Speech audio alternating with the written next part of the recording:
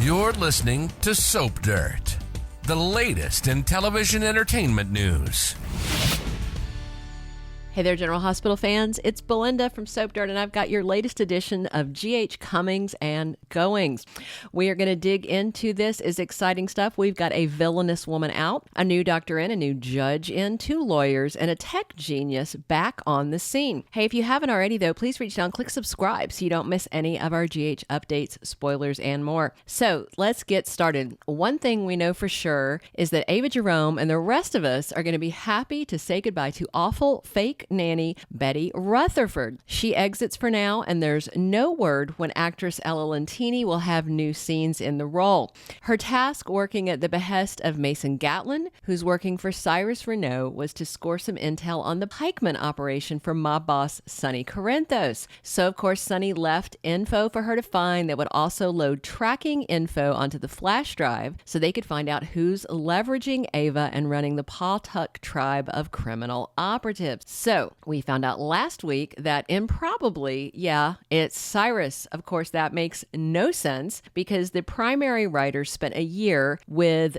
constructing a reveal of a lady mob boss, and Cyrus ain't that. But they pivoted with replacement writers at the helm, so all this seems like a sloppy crapshoot to me. On the plus side, we get to see horrible Betty booted for now, and let's hope she's gone for good. All right, so big news. Also back this week is Walt Willey as All My Children legal eagle Jackson Montgomery. Jack's repping the client suing Deception over their beauty device, the Deceptor. Now, I noticed some people in the comments asking, what the heck is the Deceptor anyway? That's the subject of the lawsuit, and it is a beauty device that supposedly tightens and brightens your face. Recall, Martin Gray was part of the inspo for this, and he talked through some things with Lucy Coe that had her come up with the idea. But he keeps telling Lucy, don't give me any credit, so that means he probably heard about it from somebody else. Now it appears that Tracy Quartermaine is involved in this lawsuit and may be the owner or co-owner of the LLC that is suing Deception. Recall, Marty's getting a cool $50K a month in alimony, and we're still wondering at the ID of this Pine Valley-linked last ex-wife. Certainly, it's not Tracy. That'd be insane. But we'll find out in court if it's Tracy alone suing or if she was digging up the info, forcing BLQ to spy for her on behalf of someone else as well. I am still passionately hoping we get an Erica Kane cameo. So Walt is back for 2 days of courtroom drama, and his return brings us to other tidbits of casting news. First is Tim Thunderhorse Halpin, who plays Judge Kerr, the judiciary overseeing the court case of Random LLC versus Deception, accusing them of intellectual property theft in the matter of the Deceptor device. Sounds like it could be an open and shut case with Walt Willey only slated for 2 days, or perhaps it is dismissed or delayed until a later date. We'll see.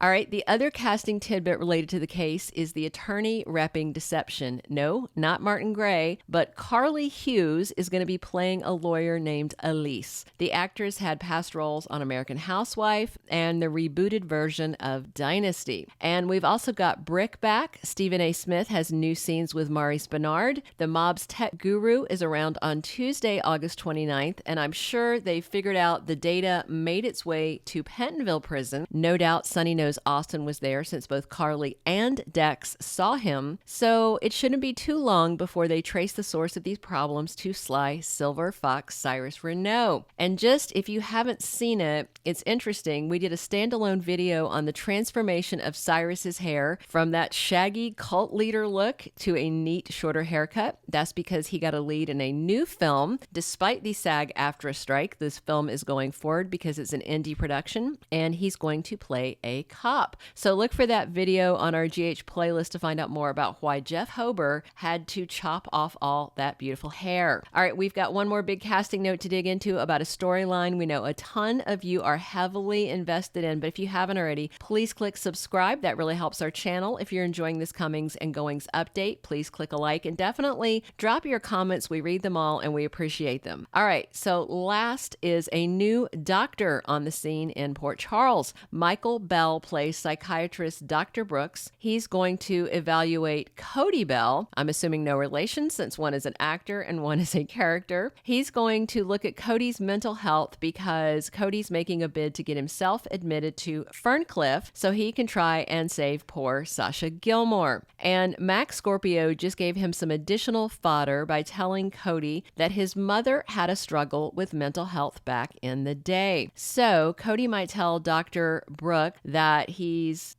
got a mom with mental health issues when he's trying to get himself assigned to a padded room at the scary mental institute. Recall, Sam asked him to remember what happened to Jack Nicholson in One Flew Over the Cuckoo's Nest. By the way, an incredible film. I highly recommend if you've not seen it, an amazing book as well. But Cody is far more worried about Sasha than himself, even though Sam told him once you get in, you might not be able to get out so easily. All right, that's all of our General Hospital comings and goings we have. Thank you for listening. Please drop your comments and come back soon for more on General Hospital.